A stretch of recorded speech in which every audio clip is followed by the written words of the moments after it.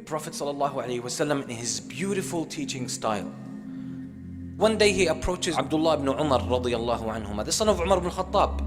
And Abdullah at the time was a teenager. The Prophet ﷺ approaches him and he says, وضع رسول الله صلى الله عليه وسلم يديه على منكبي. The Prophet ﷺ approached me and he put both his hands on my shoulders. I want you to visualize this. The Prophet ﷺ approaches this teenager in this friendly, beautiful manner. And this raises his curiosity and interest. And it creates a relationship. It creates an atmosphere where I have this connection, this bond with this teacher, with my teacher.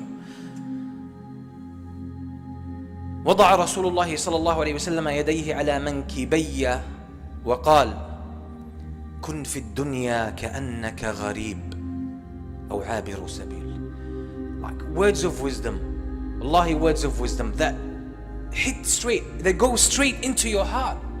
The Prophet ﷺ says to this teenager, be in this world, be in this life like a stranger, or like a wayfarer, like a traveler. That's it. That's it. Very simple words. And this teenager takes these words and he transforms them into a lifestyle that he lives by for the rest of his life. Just a very simple statement. كن في الدنيا كأنك غريب أو عابر سبيل. Be in this life like a stranger or like a wayfarer. Because that's what you truly are in this world and in this life. So Abdullah ibn Umar himself, later on in his life, he comments, he mentions this story, then he comments on it. قال عبد الله بن عمر إذا أصبحت فلا تنتظر المساء وإذا أمسيت فلا تنتظر الصباح وخذ من صحتك لمرضك ومن حياتك لموتك. So he transforms this into a way of life and then he puts it in his own words. Later on, Abdullah ibn Umar speaks about this incident, then he adds a commentary. He adds some kind of personal explanation. And he says, when you wake up in the morning, don't expect to finish that day. Don't expect to reach the end of that day alive. That means be ready for death. And if you reach the evening, the end of the day, do not expect to wake up in the morning the following day. Then he says, and take from the time of your health for the time of your illness and weakness. And take from your life for your death. He means basically, seize the high times in your life when you are healthy, you're strong, you have your senses, and you have all your resources at your disposal. Utilize this, because when you are ill and sick and incapable, you can't do much. So seize these beautiful opportunities when you have the energy, you have the youth, you have the focus, you have the power, you have the time. And take from your life for your death. That means use this life, seize this opportunity that we call life to do enough things, to build enough credit with Allah, so after your death you have paved your way. You have your way paved to paradise. So he's summarizing what the meaning of this life has become to him after hearing this advice from the Prophet ﷺ. And this advice is not only directed to Ibn Umar, it's a universal advice to everyone. And it's not something that tries to take us away from life, like some people like to interpret this hadith in a very negative manner, in a way that takes them away from life, away from reality. On the contrary, everything in the instructions of Islam and in the Quran and the instructions of the Prophet ﷺ, you will find that it directs you to live life fully. Live life fully. Get the full experience of life. And the full experience of life as it really is can only be ethical and according to principles. Those who take life in the wrong direction are abusing it, they're not using it. So the Prophet ﷺ gives him two options, and this shows as well the space that Islam gives us. The Prophet ﷺ gives him two options. Be in this life like a gharib, a stranger, or a wayfarer, like a traveler. And there's a difference between two, although there are similarities. But the Prophet ﷺ acknowledges that one way or one example might not suit you, so another example would suit you, because there are personal differences. And it's unfortunate that sometimes we have devout Muslims, people who really want to do good, but they want to get everyone to follow their example and their specific understanding, when there is more space in Islam, in the Quran and in the Sunnah of the Prophet ﷺ. So someone knows one thing and they want everyone to follow that, just because he or she is unaware that there is also something else. There are other pathways within the framework of Islam, and this is why you find some differences among the companions of the Prophet ﷺ. So be in this life like a stranger. Who is a stranger? A stranger is someone who lives in a country that's not his home. He stays and he resides in this country, but he knows at some stage he's gonna go back home. That's a gharib, a stranger. So when he lives in that country, he recognizes, that's not my home. That's not my home. That's not where I belong. I'm gonna go back to my country. I'm gonna go back home because that's where I belong. But I came here to do some kind of business. I came here to study. I came here for medication.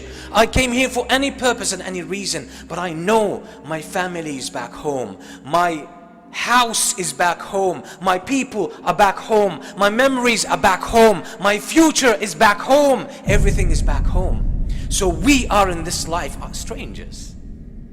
Because essentially we humans, the reality of the human being is their heart, is their soul. And this is why the soul feels as a stranger here. It knows it belongs to the world of the unseen. We humans at some level in our fitrah, in our hearts, we know that we are created for the mercy of Allah in Jannah. So we want to go there, and this is why one of the scholars of the Muslims, Imam Ibn al-Qayyim rahimahullah, he says in some poetry lines that are very powerful, where he talks about the Islamic aqidah and the Islamic creed and belief. He says, فَحَيَّ عَلَى جَنَّاتِ عَدْنٍ فَإِنَّهَا مَنَازِلُكَ الْأُولَى وَفِيهَا الْمُخَيَّمُ ولكننا سبي العدو فهل ترى نعود إلى أوطاننا ونسلم. He's saying, come on, let's move on. Let's go back home. Let's get ourselves ready to go make the journey back home, to where we belong, to where we originally came from. Because this is our first home. منازلك الأولى. This is our first home. This is where we belong. وَفِيهَا الْمُخَيَّمُ. And there should be your eternal abode. That is the plan. For you to go back there and live the rest of your time there, which is eternal. But he says we are captives now to our enemy, because shaitan managed to get us out of paradise. We are captive to shaitan. So we're going through the test of this life. So he's then wondering, are we gonna make it back home, or are we gonna stay stuck? So that's why we are strangers. In this life, truly as a Muslim, we don't belong. But that doesn't mean I don't engage with life. I engage with life fully. And I build something in this life, and I have a contribution, and I worship my Lord, and I connect to people, and I'm good to others. And I have something to present, and something to contribute, and something to give, and something to offer. And I have a lot to learn, and I have a lot to do, to grow as well. This is how the life of a Muslim should go. But yet I still see my final destination. So I see everything in this life as an open field, as an open opportunity for me to engage with, to learn from, to grow with, to build my faith more, to build my knowledge more, to build my wisdom more, to help people more, to offer others more, to create more contribution, to make this world a better place. Because all of this builds assets for me with Allah subhanahu wa ta'ala. And that's the very nature that Allah designed me according to. That's why we humans have this belief in helping others and in creating a contribution. That's when you see someone who's contributing, you feel the sense of jealousy and envy. You want to be there.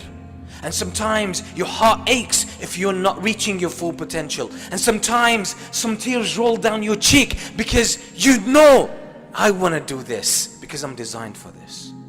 That's our fitrah. So that's what it means to be a stranger. I'm here, but my heart is in paradise. But I don't disengage from life. I don't run away from life. I don't hide from whatever happens in this life. I don't bury my head in the sand and let all the problems accumulate over me. Because if I do this, I won't be able to worship Allah properly.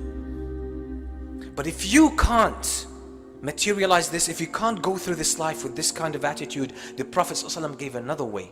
And it might be harder for some people, but it might be easier for others. أو عابر سبيل. Be like a wayfarer. A wayfarer is someone who travels, keeps traveling. He never settles in one place. He travels from one city to another, from one country to another. He's a traveler, keeps traveling through the world.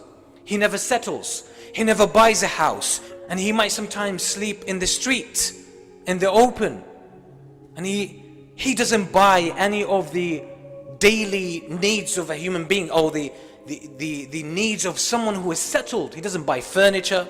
He doesn't buy stuff in the kitchen. He doesn't buy anything like that. Why? Because he keeps moving. He keeps moving, and he wants to keep his burden light. So that's a wayfarer. So that's another way, another attitude to go through this life. If you find being a stranger is not for you, maybe a wayfarer is for you. And let's admit it, there are people who have this in them. They don't want to engage so much in life. They grow and they prosper more when they are by themselves. More when they mind their own business. More when they focus on their small niche. And they go through this life quietly, and that's how they achieve and contribute. So the Prophet ﷺ recognizes this variety in human beings. So he's giving two different attitudes to life. And Ibn Umar radiallahu anhu, he understood this very well. And he just took one lesson that could be shared by everyone. He said, make sure, because both of these metaphors give you the very strong indication and the message that you don't belong here. You're not created for this world. You're not going to live in this world forever. One day you will leave. One day you will depart, and you will leave everything behind. So Islam teaches us to be future oriented, because that's your real future. And life doesn't end with death. We know that death is just a transition from one stage to the other. But while we're here on this planet, in this earth, while we're living this life, Allah has given us a gift that He hasn't given to other creatures, and that's the gift of choice. The gift of choice. We can choose how to be. We can choose how to live. We can choose how to deal with this life. We can choose either to do good or to do bad. We can choose to be ethical and principled and obedient to Allah. Or we can choose to be evil and bad and disrespectful and disobedient to Allah subhanahu wa ta'ala. We have the choice. Allah has given us this ability to make a choice. But once death comes upon you, there is no more choice. The game of choice is over. It's over, but the consequences start.